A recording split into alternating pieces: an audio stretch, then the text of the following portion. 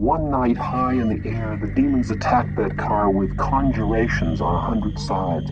Your father was sadly wounded, and a flying fragment of his shattered armor cut Kakai's hand. And at the same moment, a demon arrow snapped the bolt end off the right axle, and the wheel started to slip off. Dasarata was unconscious and saved from falling to death by Kakai. She drove the chariot so it did not overturn in the air, and brought her horses and the cars softly down to earth. Kakai nursed Dasarata for many days, and he told her, "You restored my life that my enemies had taken from me. Ask me twice for anything in return." One night soon after, Indra came to Ayodhya. He healed Dasarata completely. We went to a field outside the city, and there were all the gods of heaven, and they thanked us for our help. The gods were cheerful. They had just received the promise of aid from Lord Narayana. Out in the night, from far away, came the call of Narayana's battle shell. We felt the first winds of Garuda's approaching flight. The bowstring of Narayana was loosed and spoke death to the drought demons. The rain spilled onto the land and fell spraying into our rivers. Then through the night, dark forms ran past us into Ayodhya. They were demons, and we followed armed. But they were not invading. They sought refuge from Narayana. They came to an old Brahmana's house, and his wife gave them shelter. That old couple always saved others when they could, and now they accepted the demon's surrender and sent word to the royal palace. Running to Ayodhya, we were thrown down, and Garuda swept past us, screaming like 1,000 eagles. Riding on his back, we saw Narayana enraged. He killed that Brahmana's wife when she faced him without letting her speak, and in terrible anger he broke that sanctuary and beheaded the helpless demons. The old Brahmana wept over his wife's body. Then in hot anger, Vashishta the priest cursed Narayana to be born on earth, and once born to be parted from his wife as he had broken that Brahmana's marriage. Afterwards, Vashishta was appalled that he had cursed Narayana, but the words of a holy saint prove adamant. Vashishta told me, "Be silent about this, but remember, Lord Narayana will never take man's life without accepting it all. He will have the adventure, he will take all the gain and all the loss." "Sita," said Sumantra, "you'll get back to Rama only by entering this forest now. This world's life is like a vapor from breath blown on a mirror. It does not last. Therefore, summon patience." Sita said, "Goodbye, Sumantra. You have touched my heart. Goodbye, Lakshmana." Sumantra led Lakshmana back to their boat, and they recrossed Ganga and drove away in the chariot, looking back many times. Sita stared at the shimmering water of the river. Ganga, the river goddess, spoke softly from within her moving waters. "Let life go with love and not outlive it. Come home, come home. Then a wild, shaggy man appeared from out of the forest. Sita looked at him bewildered, and he said, "I am Valmiki, a poet and a hermit. Make my hermitage your home." He smiled, and many hermit wives came and led Sita away to a quiet glen, into a new house of leaves in Valmiki's retreat. She stayed there, and when her time was come, there her twin sons, Kusa and Lava, were born. For 12 years, Sita and her sons lived with Valmiki, while he composed this Ramayana. He taught Kusa and Lava every verse, and they learned to sing this story to the music of a lute and a drum. When Kusa and Lava were 12 years old, Rama declared a great public festival and sent riders to all the kings of the world. Rama sent his brother Satrughna into the forest to invite the holy saints and hermits. Shatrughna's last stop was at Valmiki's hermitage. He knew nothing of Sita's living there or of her two sons. Late that evening, Shatrughna lay half asleep with his companions in one of the huts of Valmiki's retreat, and there in the night, from somewhere among the dark forest trees around him, he heard verses and parts of a musical song. Shatrughna heard Earth's first poetry, two high voices singing a true song, telling everything just as it had been. When silence returned, the Kosalas were stunned and quiet for a long time. They had tears in their eyes. They asked Shatrughna, "Find Valmiki, discover whose song this is." Shatrughna said, "After a long time, the old memories return to my mind. There are many mysteries here. It is not for us to speak of them."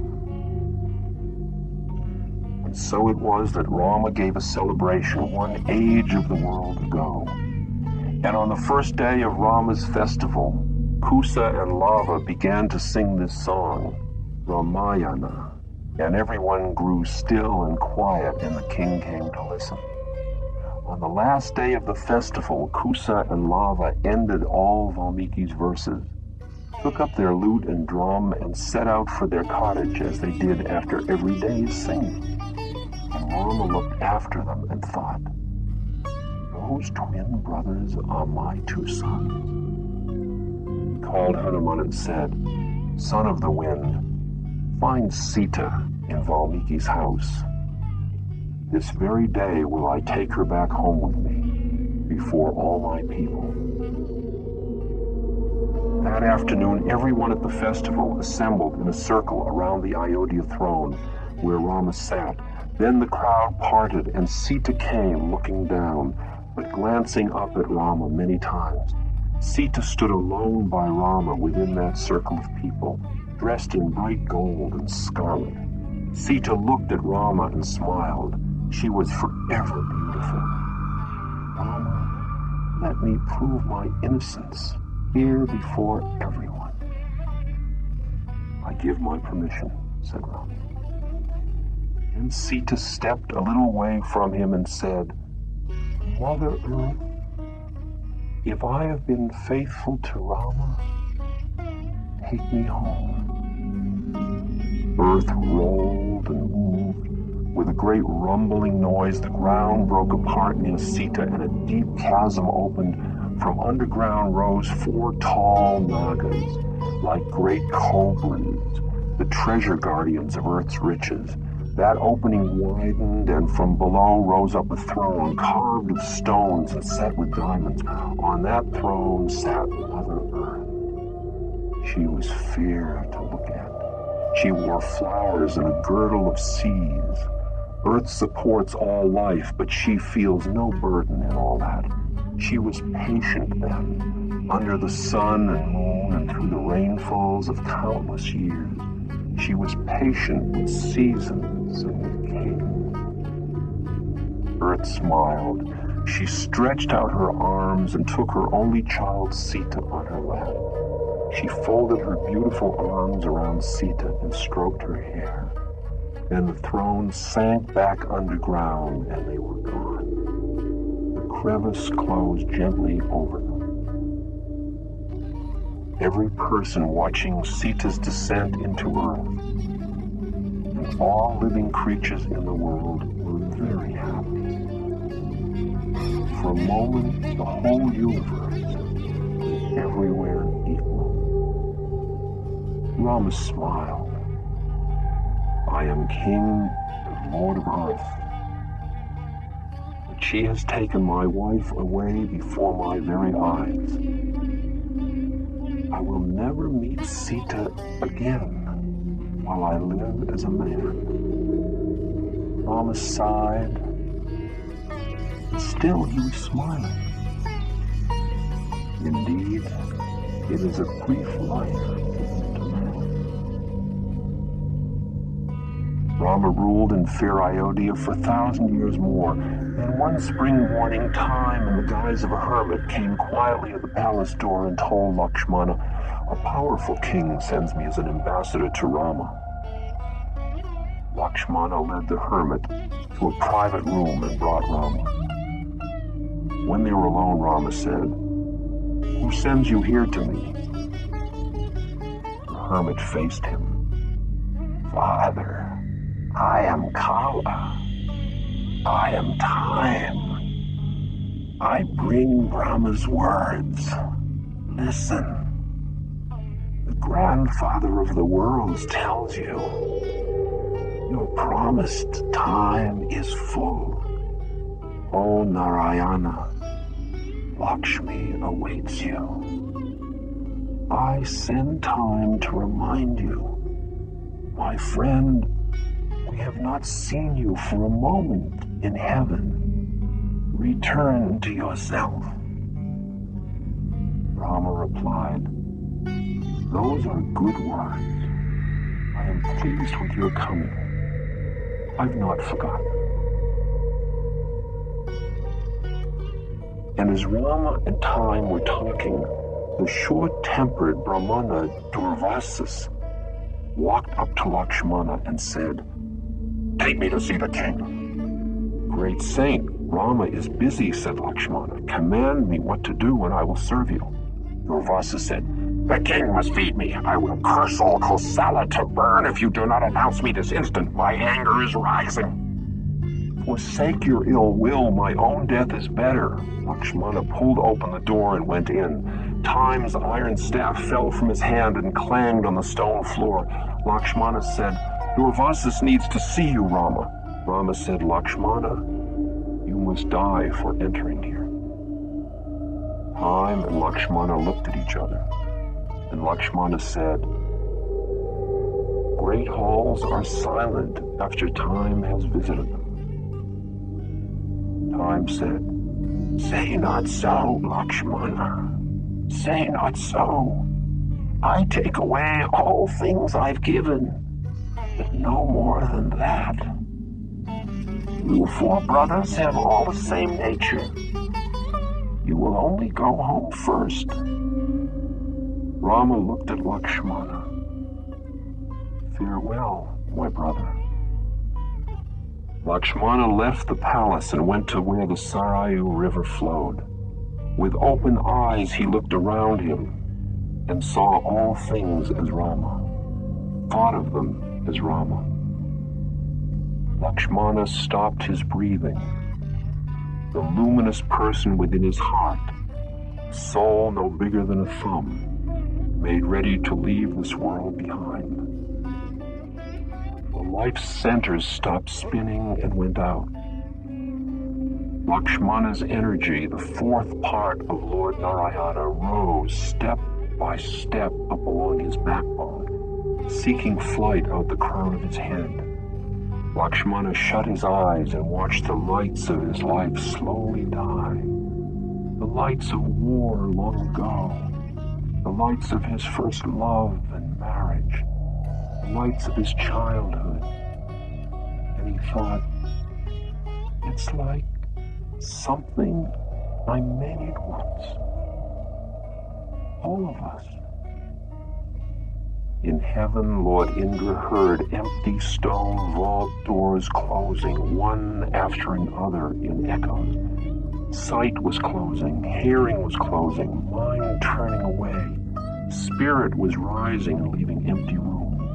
Indra swept across Kosala invisibly. He took Lakshmana's soul into his own heart and flew to heaven, carrying him and bearing light.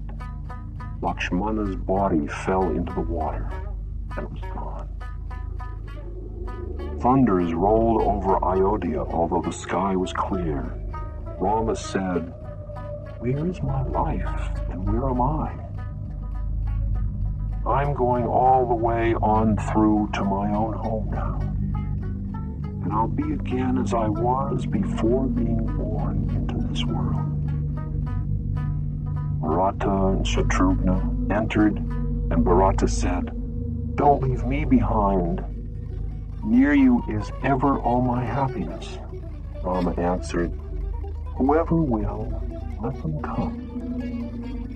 That very day to Ayodhya came the monkeys and dark bears of the forest, and the Lanka king Vibhishana from over the sea. The animals stood along the streets beside Kosala men and Gandharvas of heaven, beside Nagas from the underworld and hermits from the empty wood, all still and silent and waiting. Rama came walking on the streets. Our Lady Lakshmi of the Lotus walked at his right. Mother Earth went patiently on his left. Hanuman came bounding down from the sky. He hit the ground with a thud like a thunderstone. He was right close to Rama, smiling at him, laughing and gay. Rama wore a rare golden bracelet set with gemstones, inherited from the wealth of the solar kings from ancient days. He said, best of monkeys, take this as my gift, and gave it to Hanuman. Hanuman snatched the bracelet from Rama and started to turn it over and around in his white furry paws, looking closely at it. Then he bent and broke it. He twisted the gold and pulled out the jewels. He bit down on the priceless gems and broke them like nuts and carefully searched over the pieces, looking everywhere for something. Rama asked him, monkey, at a time like this, why are you still difficult? Hanuman answered, Lord, though this bracelet looked expensive, it was really worthless, for nowhere on it did it bear your name. What do I want with anything plain?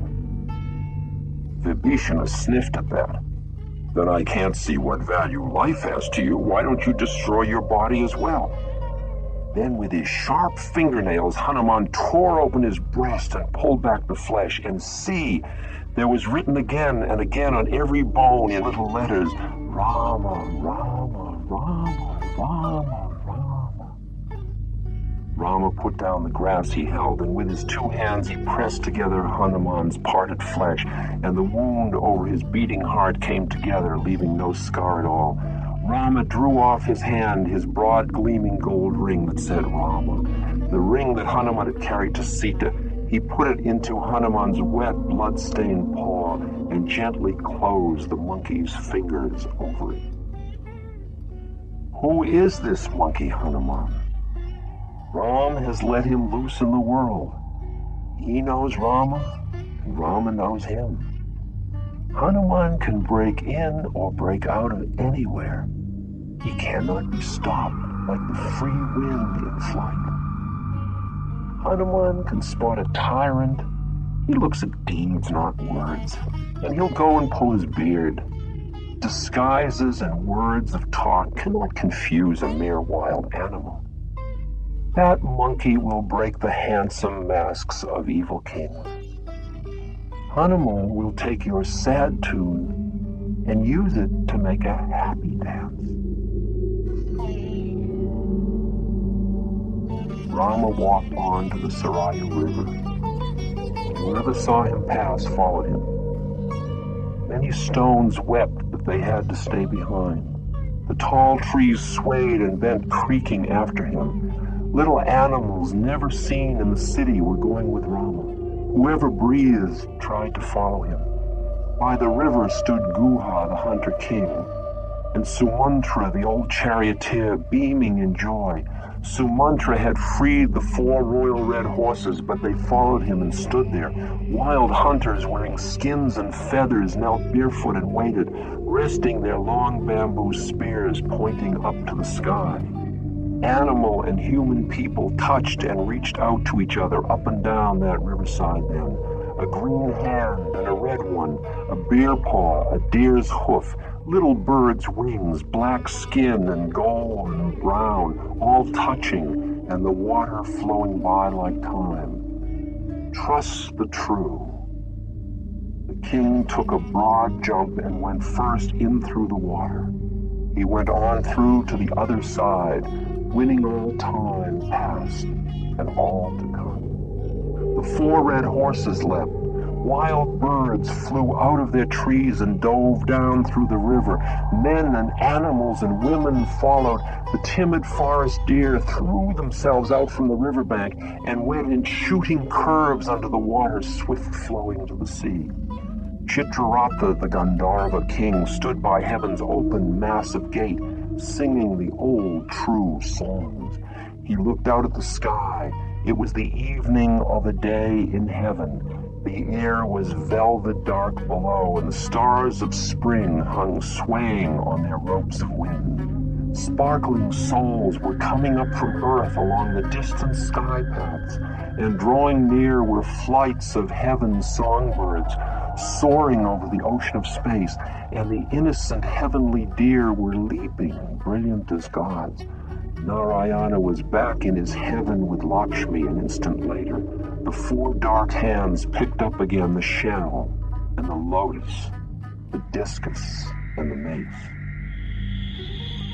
One who sees Rama even for a moment gains heaven. He is Narayana, identical with the souls of all creatures. He is the ocean and the forests and the air. He is more subtle than an atom. He goes everywhere by illusion, without beginning or end. Tomorrow won't always be like today. Now, while there is time, take this Ramayana to your heart before the great world ends for you. Tune your sense to Dharma. Say Rama while you have a chance, and make your heart a loving, holy place. Ram, Ram,